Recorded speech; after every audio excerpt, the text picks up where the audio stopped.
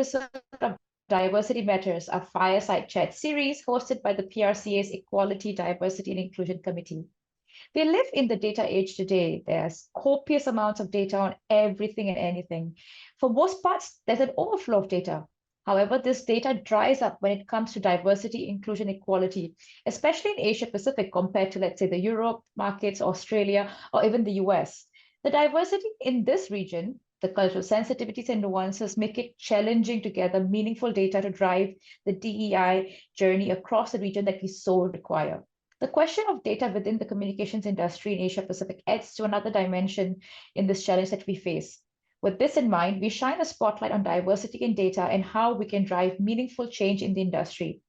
I'm Charu Srivastava, Chief Strategy Officer at TriOn & Co. and the Chair of the PRCA APAC Equality, Diversity and Inclusion Committee. We have today with us Dharshi Harindra to shed light on this crucial issue. Hi, Dharshi. Hi, Charu. Thanks for having me. Great to be here today. We're so happy to have you today, especially as Dharshi is an effective and compassionate diversity, equity, and inclusion practitioner who's also a technology, data, privacy, and media lawyer with over 15 years of international experience. She leverages her skills to enable organizations to take data-driven approach to DEI by administering diversity data surveys in a compliant, people-centered way. So really happy to have you with us today with all your experience and all your knowledge of everything that's data. So getting right into the heart of it, Dharshi, what is diversity data? Sure. Thanks for having me. It's a good place to start. What do we mean by diversity data? So the purest diversity data that I think would spring to mind when we think about this topic is your demographic type data. It's your gender, race, religion, the socioeconomic status, for example. But I really like to break that down a little bit because this space we talk about DEI, that's diversity, equity, and inclusion.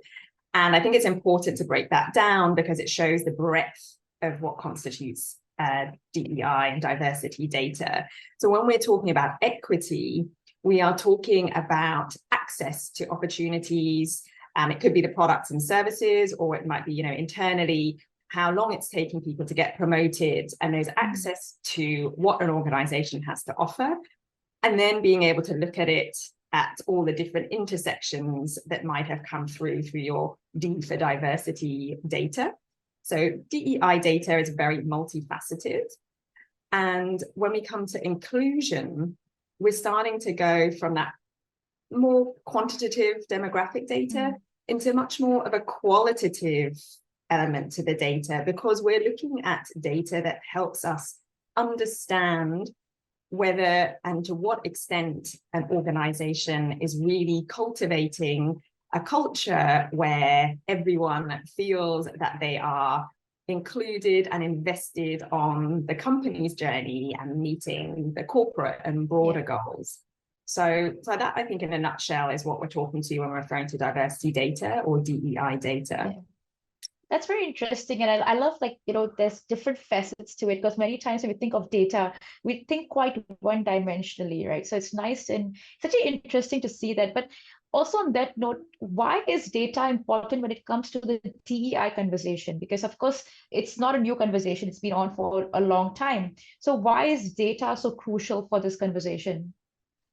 So for me, DEI data is really that bedrock and foundation for establishing your effective and meaningful DEI strategies. So assuming that, we're talking in the context of this podcast and, we're already preaching to a certain choir that within the comms industry that knows the importance, if not the necessity, of DEI, then for that piece to work, you need the data, and you need to be able to analyze data, because that is how you will understand what the gaps are, where your strengths, the opportunities are. That's how you recognize biases, whether conscious or unconscious. Without that data, how do you effectively develop? What does DEI even mean to your organization? How do you develop that strategy and then execute on it?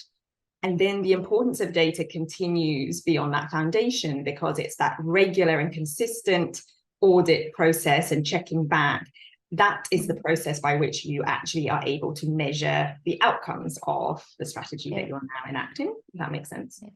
Yeah, no, this actually, it's like, from what I'm hearing, it's the accountability factor, because you're kind of very specifically identifying gaps, and then you're being held accountable by hard data, whether those gaps are being filled and whether those, issues are being addressed. So that's actually a very interesting way of looking at the importance of data.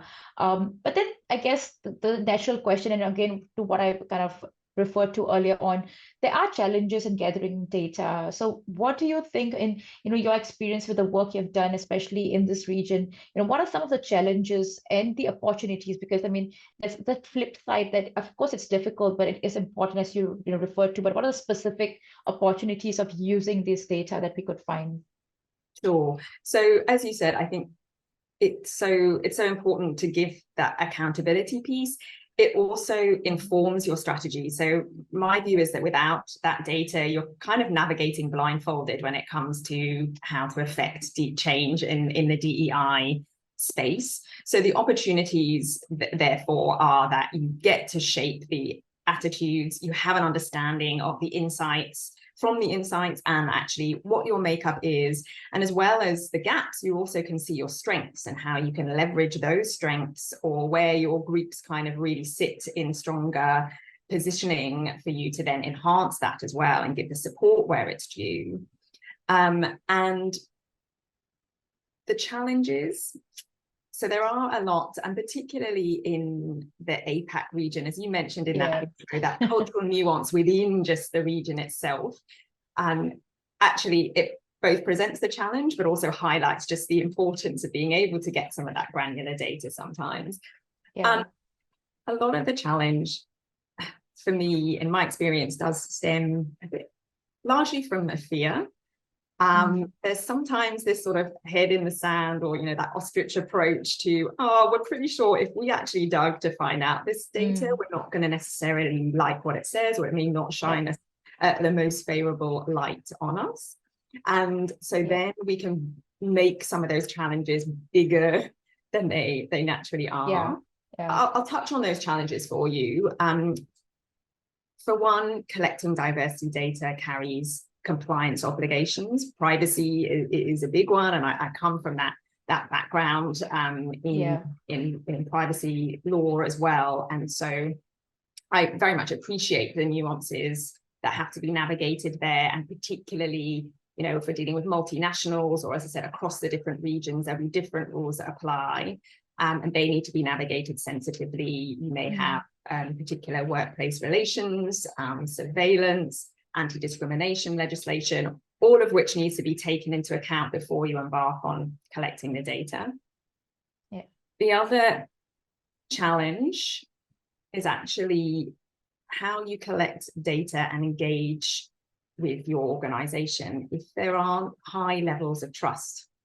The reality is that in order to get meaningful data, you need engagement. You need your organization to actually complete a survey, or to sit in a focus group and answer openly and honestly.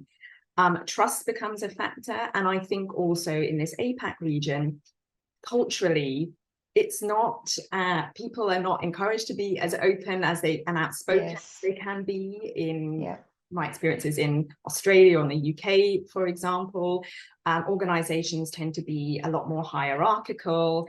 And so you need to actually first have an environment where people feel comfortable to share openly without a fear of reprisal, or a fear that this could come back to bite them in some way.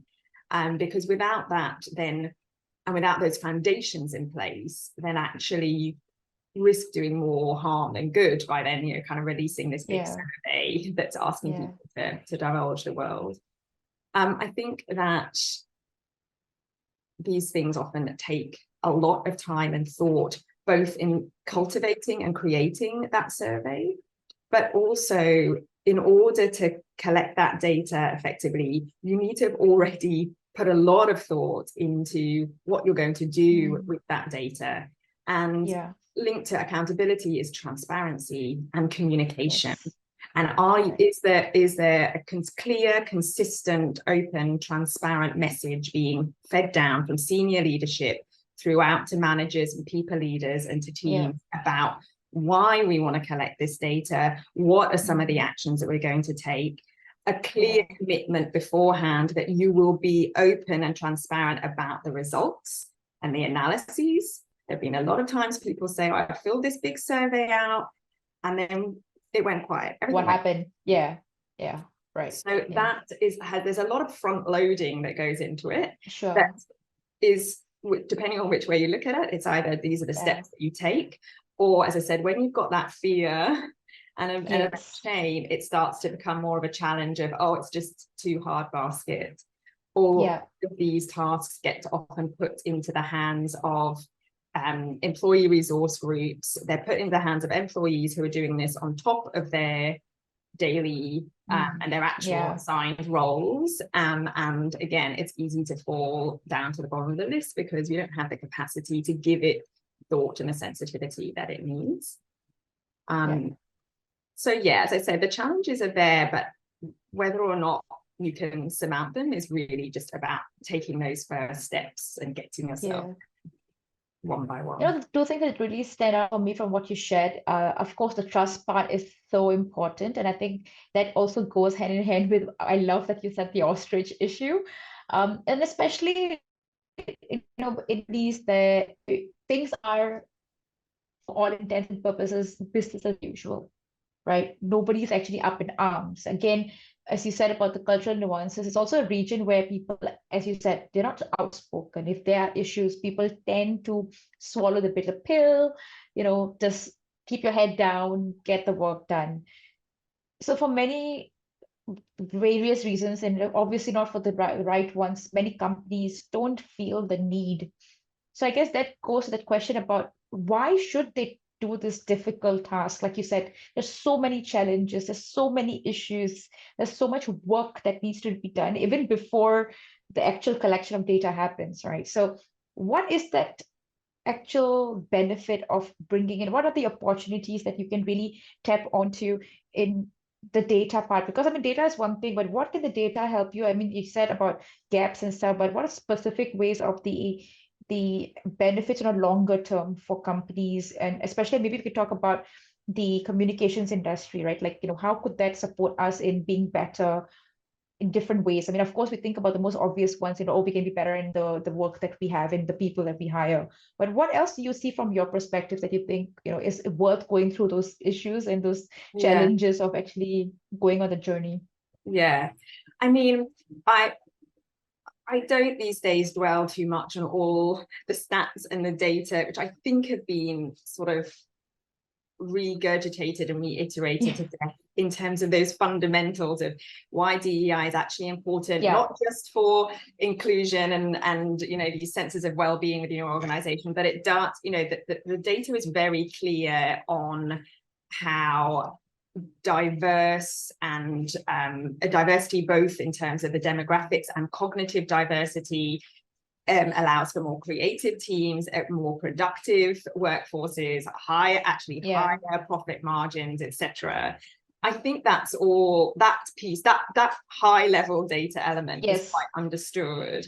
So we're left with this question, but with all that data in front of you, why are we still not quite taking those steps, and why should we nevertheless take those steps going forward? And for that, I have quite a future looking lens there. For me, there is no better time to lean into DEI data now, in my view. Firstly, because right now, frankly, no one is getting it right. And as I said, there is this fear and shame, but I think that the longer that you leave it, and the first that start to come through and start to recognize that importance and do it, then it's only going to make it harder for those that have kept their head in the sand. And that sense of shame in the DEI game is neither helpful nor productive. So why now for really engaging with this data collecting, analyzing process?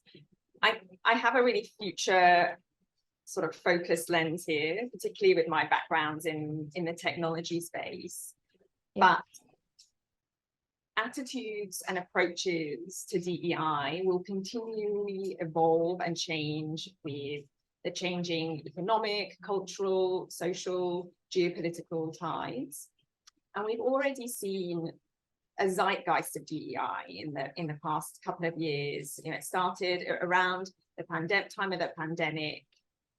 We then had Black Lives Matter coming over from the US and having to sort of get translated into what it means across different areas of the globe. And those tides will continue to evolve. And then when you have that at the intersection of new technology, we have generative artificial intelligence, we have an increased pressure on organizations when it comes to sustainability. I am really of the view that human-centered agendas around inclusion and sustainability are going to have to take the lead at some point in time in order for organizations to really have that competitive edge. And why that's so relevant? That's so relevant for the comms industry, because your success has always been dependent on your ability to stay at least a pace with, if not ahead of those tides, right? That's how you get your bang for your buck. That's how you create engaging comms. And so to keep your head in the sand when all of this is going on is really going to leave you missing the boat. So there really is that business imperative. We're seeing organizations really try to grapple with, like, how do we keep people engaged, and especially with tech, knowing, you know, you've got this kind of real Gen Z are really flying the flag and will really talk with their wallets when it comes to how organizations are representing themselves, both on that sustainability and inclusion front. So getting on top of your DEI data allows you to stay on the pulse of your internal makeup.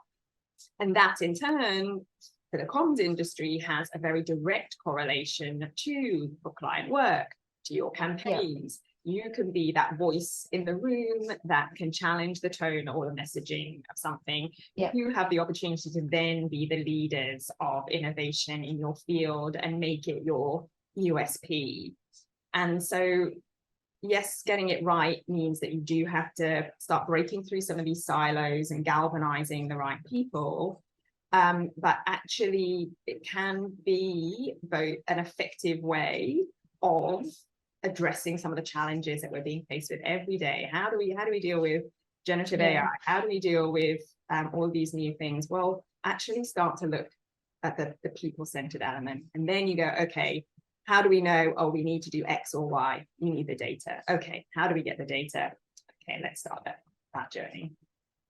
Yeah, I think that's like a very good reminder for us as the comms industry, because, like, you know, you talked about it. DEI is not just an internal conversation that we have with who we are hiring or how we are conducting ourselves internally, but the way we, you know, have those conversations with our clients. You know, we are also guiding them on their journeys, whether it's intentional or not, whether it's just a byproduct of conversation. But it's important for us to be there, kind of guiding them along on the right path of being inclusive, of being diverse, of being representative of who they are trying to converse and, you know, communicate with. So that is such a good reminder. And I love that you brought that up, because many times when we think about from a comms industry perspective, and I speak for many, I would say that we tend to forget that we function internally, but we have a very big external footprint. You know, those of us who are in agencies, our work is consulting, our work is with our clients. So, you know, our footprint goes far beyond what we're doing internally, and actually how we are supporting and counseling our clients as well. So it kind of puts an added pressure, actually, think about it, in these conversations, and really being sure that, like you said, being one step ahead of what's coming in a way. So no, it is a very good, timely reminder, I would say, for sure. I think also it's something that's going to become prevalent if not already becoming more prevalent in the procurement process. I think here I'm seeing it a bit more in the West, but we're seeing that I think we'll see more of the clients starting to, under their own pressures from both the ESG perspective and an inclusion perspective, to start asking for some of this data from their agencies. They're going to have, you know, responsibilities to their stakeholders to show that they are procuring third parties in an inclusive way, and they want to be able, they're going to need to start reporting on these things in certain industries. And so again, it gives you that opportunity to stay ahead of that curve, to be able to go as part of your pitch to say, we actually also come with all of these extra facets and initiatives to keep ensuring that our staff are operating in a diverse and inclusive environment. And that in itself, as I said, becomes this other selling point, and it becomes easier to buy from your agency if you're already kind of upfront about these things. I mean, I love that, but I also have concerns about that in a way of drive as a motivation. It goes back to, again, like, you know, you have things about quota in the boardroom, you know, gender quota. So are you doing it for the sincerity of having diversity, or are you just doing it because it's a check mark process? And again, the same thing with, you know, what you just shared. It would be wonderful to have that, because many times in inertia, of course, money is a wonderful motivator. So if our clients are asking for it, it's a great way to be like, hey, we do have to do this in a proper way, in an intentional way, and in a very real manner.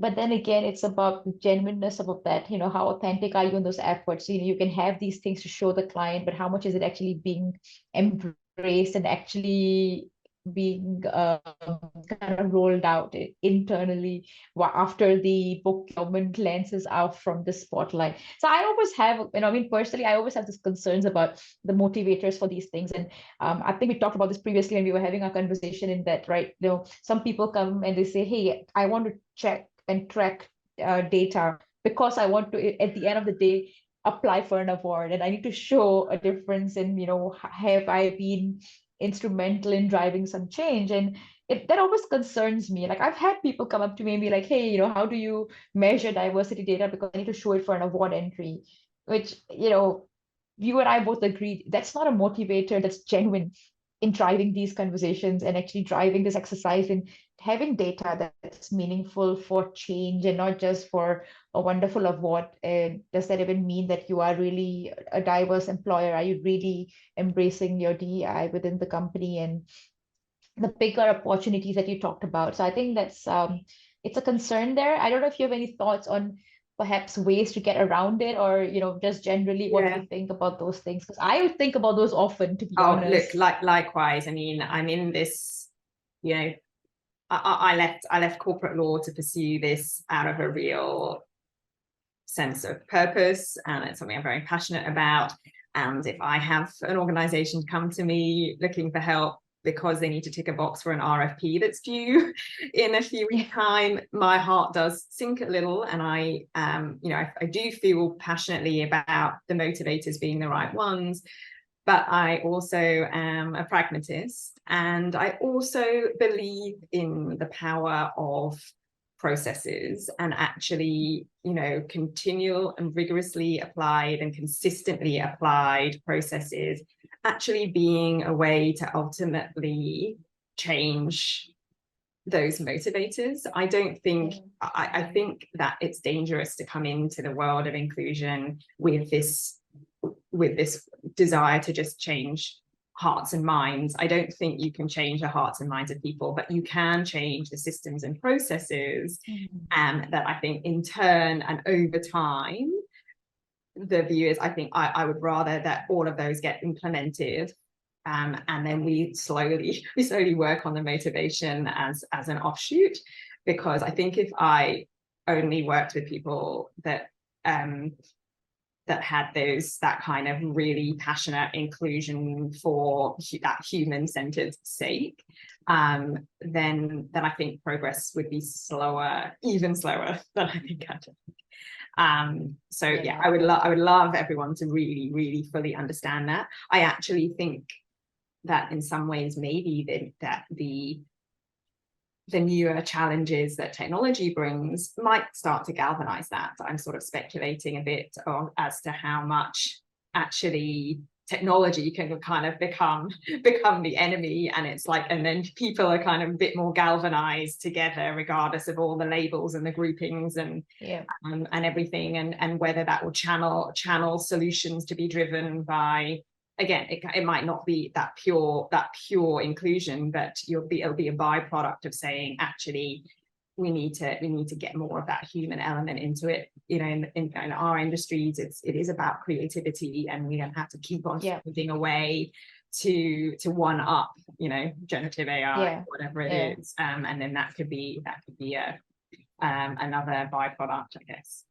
No, absolutely. I think that whole conversation about whether tech and, you know, especially generative AI, if it's going to take away our jobs, you know, render us less valuable, it's the hottest topic right now amongst us. I mean, we've written a lot. There's so many articles that come out on so many different things, and I'm with you on that. The thing that makes us special, especially as communicators, is the fact that we are human. We understand emotions, we understand sensitivities and nuances. And I personally always talk about how AI is based on humans putting out information. It is based on existing information, data sources. And the biggest, I guess, pitfall in that is that if there are biases out there within this data that exists, you're just perpetuating further bias through the use of technology. So then that human intervention is even more crucial, because someone used to come in and be like, that's great that you've based it out of what's available on the open sources and the different open channels, but this is not actually right from whatever manner it is, whether it's offensive, or it's not reflective of reality, or it's not, you know, kind of mindful of actual nuances and the different emotional interplays or relationship interplays that are there in the world. So I think it's so important for us to have that human understanding, and absolutely goes back to having diverse voices, because who will stand up for the wrongs if nobody in that room understands those wrongs? And that's why it's so important to have that, you know, kind of different perspectives, thinkings, and there's backgrounds of thought that people can bring to the table and kind of talk about, and really, like I said, correct those issues that are kind of brewing and perhaps could be further amplified through the use of technology, as you mentioned. So I think that's absolutely something that's super important for us to talk about. Actually, just listening to what you've shared, I had a question about, do you think there are challenges between, let's say, MNCs, global footprint companies, kind of embarking on this within, let's say, the APAC region, as compared to those who are independent, smaller outfits who are perhaps only regional with an APAC focus? Do you think it's an unfair comparison? Do you think there are challenges, or do you think it's still possible to kind of overcome these size and scale issues between the conversations that people are trying to have through data, of course? Yeah, I think one of the challenges that lies in the MNC space. So I think coming over, I moved from Australia into to Singapore, and so have been in that process of really analysing the differences there. And even within Australia, I was working a lot with the region, but as we were sharing earlier, there's still a very different way that we kind of communicate in Australian organisations compared to here. And I think it'd be a misconception to say that more regional based and founded organizations that operate just within the region are less mature than in the DEI stakes than MNCs.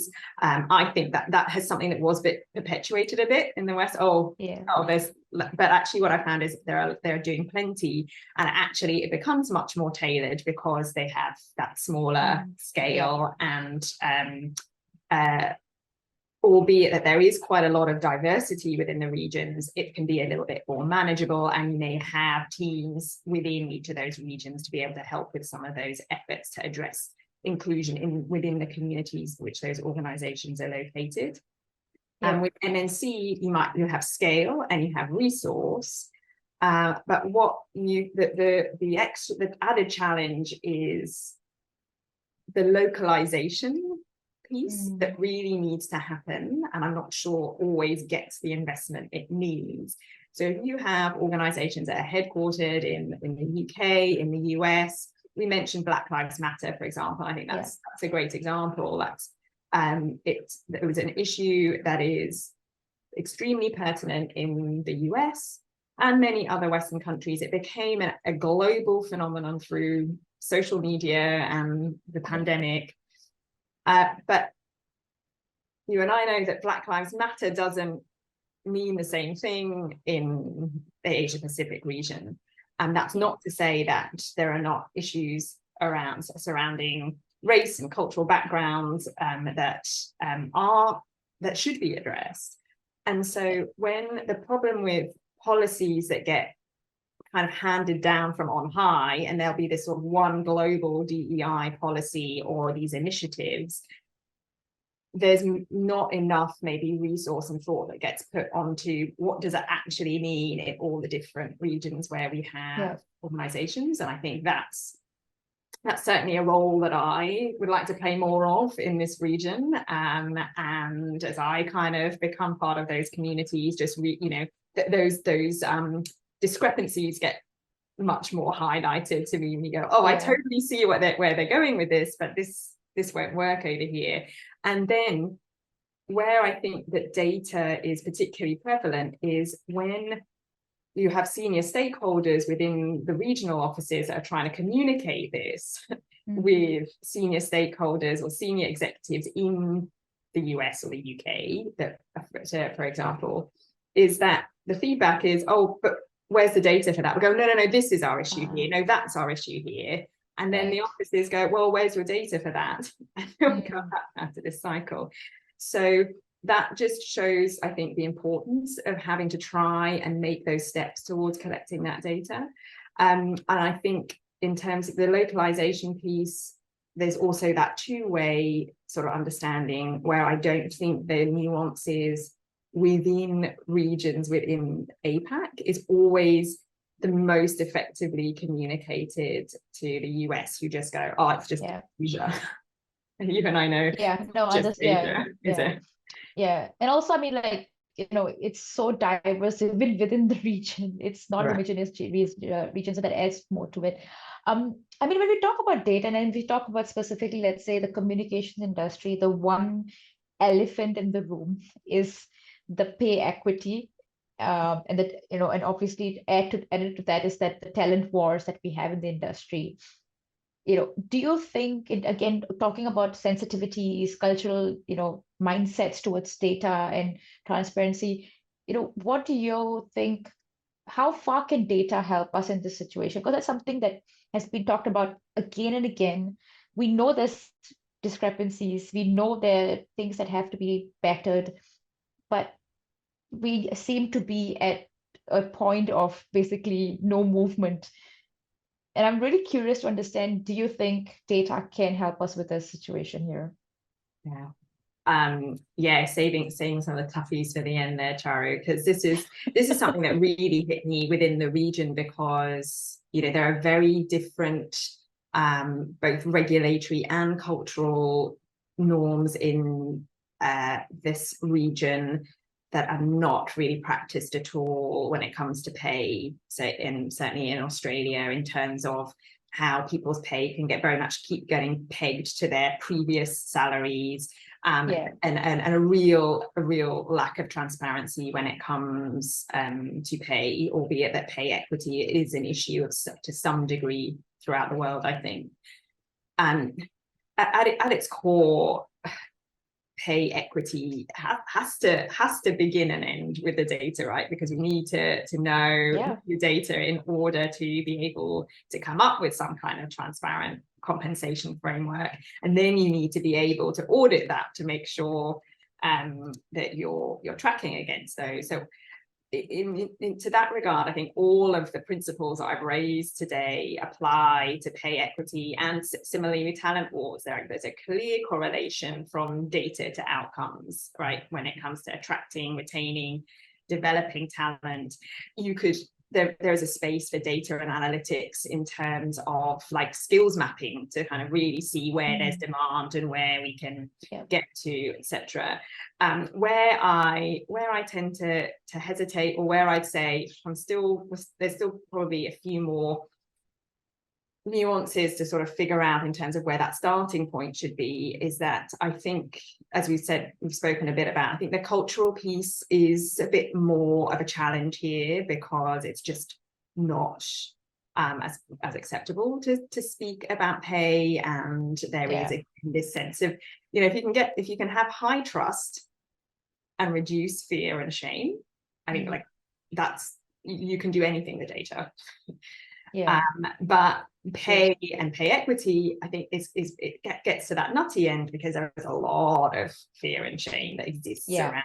Can we even talk about it openly? Should it be something that's out there on websites and etc.?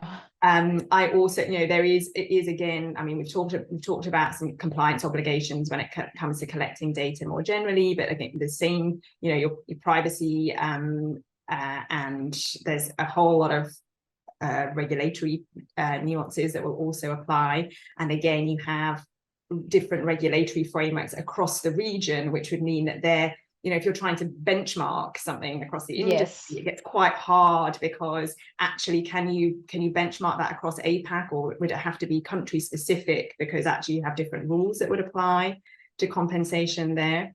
And then I'm also, and this is where you're kind of veering out of my sphere of expertise, but I would be concerned about making sure that you stay on the right side of antitrust rules, right? You don't want to seem like you could be, collecting data to increase transparency to solve that issue, but then could you be seen to be colluding amongst the industry? You end up having this effect of actually, keeping salaries artificially low, and you just benchmarking everyone down. That's the fear, isn't it? I think that when people call for equality, this fear comes because the people that may be benefiting from it fear that they're going to come down, rather than this kind of sense that everyone else comes up. So dispelling that is the challenge. So again, though, to everything that I've said before, I don't think any of these are insurmountable.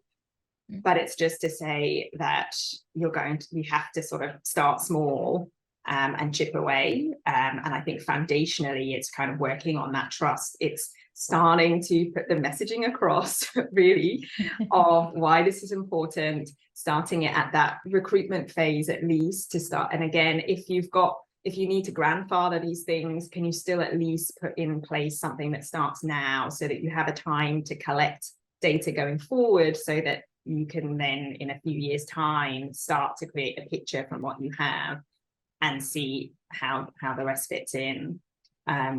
So yeah, I think largely data is the cornerstone of this, right? Because again, otherwise, how do we know that pay equity is a problem? Because No, I absolutely love that, and it's interesting you brought up the antitrust part, because we always think about. I think so far, I mean, at least I've been thinking of it the other way, where because of the talent wars, there's been a willingness to artificially inflate salaries. So it's good to kind of also have a reminder that it could work the other way. So far, not that I've heard of anything, but it hasn't gone there. But I guess it's a real possibility. And of course, that's something we wouldn't want to do either, right? I mean, the pay equity is meant to be fair, not to be exploitive in that sense. So that's a really good way of looking at it. And I think the biggest issue, honestly, is also benchmarking. Is a company, like, if my company comes up and we say that, hey, we're going to do pay equity, we're going to be transparent, we're going to have proper sharing and everything, but that's one player in bigger industry. And if there's no benchmark, to your point, how do you know whether you're all equally being paid under the market rate, or are you all equally being paid above the market rate? And if the data comes out, is that being then used to poach and bring out people? So it's so many different things, but I think the benchmarking part is another piece that's kind of really crucial, and that's really missing in many conversations, because different companies are different journeys in this conversation on their own. But I think the industry as a whole needs to come together to have some of those conversations. And I'm kind of glad you brought that up, because one of the things that we are trying to do with the PRCA in the Asia Pacific is to try and create some of these conversations. I mean, this podcast is part of that effort as well, where we're trying to have these conversations, or even to bring some of these topics to mind within the industry, to have people think about it. I think, as you mentioned earlier on, if you don't even have these conversations and these messagings, it's like we don't even start on this on the journey. So it's a long journey ahead, but at least start somewhere so we can get somewhere.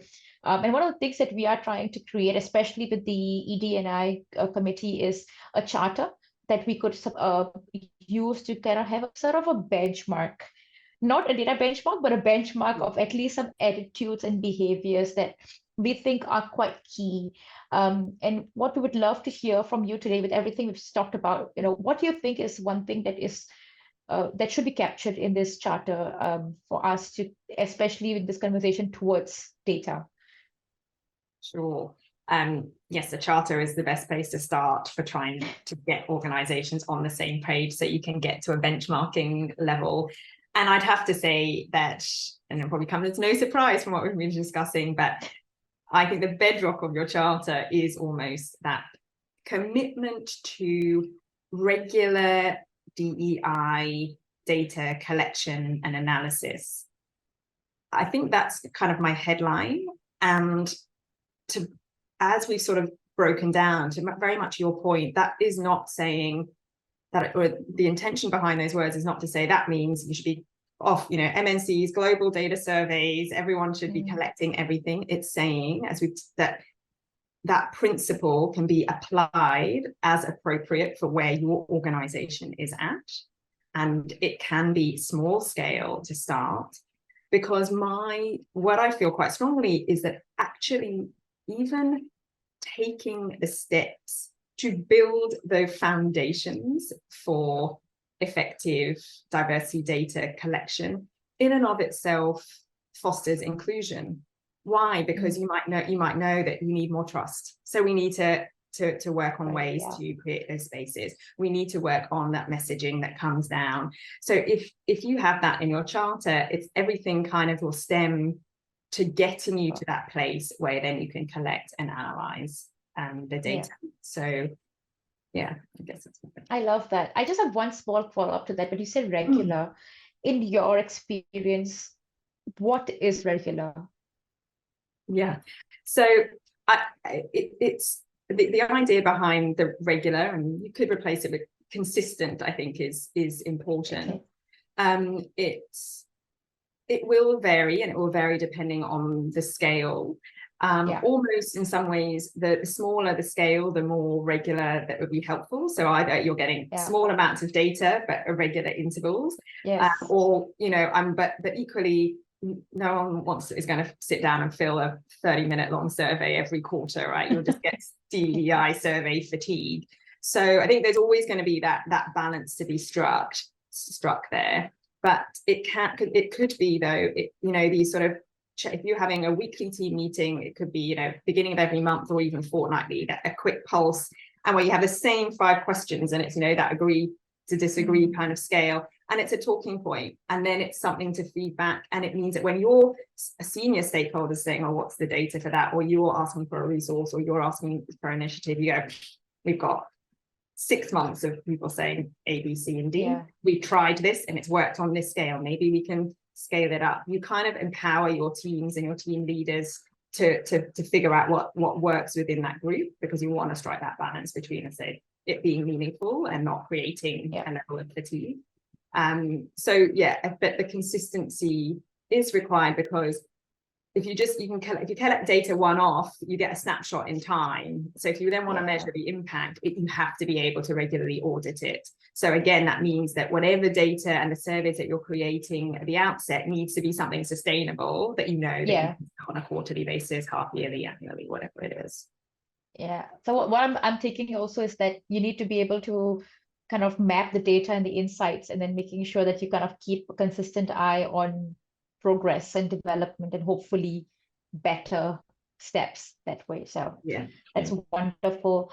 I think we've spoken about many different things, and I really would love to wrap up everything with a very simple question. And it might be a repeat of some of the things we've talked about, but what would be that one thing that you would leave with our listeners today that they should remember when embarking on the diversity data journey? Because there's been so much conversation. We've talked about so many different things, but what's that one thing that you would like to them just think about, but forgetting all the different things that are overwhelming? What's that one thing you would say that they could leave with today? I'd say when you're embarking on this diversity data journey, start small and make consistent gains, because they will compound. So I'm a massive convert, but only very recently, to this notion that's actually very common in like the endurance sporting world. I used to do long distance running and I gave it up for many years. I had babies, injuries, everything. And then I had to start again. And this kind of mantra that I started with was go slow to go fast. That is not my nature.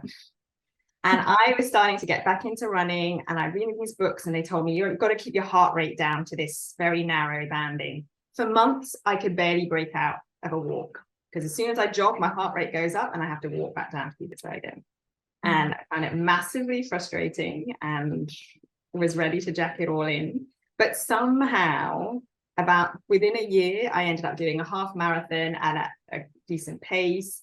I've signed up for a marathon in a couple of months' time. My heart rate has come down, and I'm this convert, and it's really, really clicked. And for me, that is actually so valid for inclusion and diversity data as well. Forget these big audacious goals actually, and just start small, because the problem with these big audacious goals is if you don't meet them, if you get stopped by any of those challenges we've discussed, then you're likely to jack it in. You won't necessarily have the wherewithal to continue. Whereas if you can start slow and start from the beginning and do it properly and know that you're playing a long game, those gains will compound and you will get ahead of the industry quicker than others that have just gone, oh, we did this big thing, oh, it didn't work, given up. So start small and make compounding gains.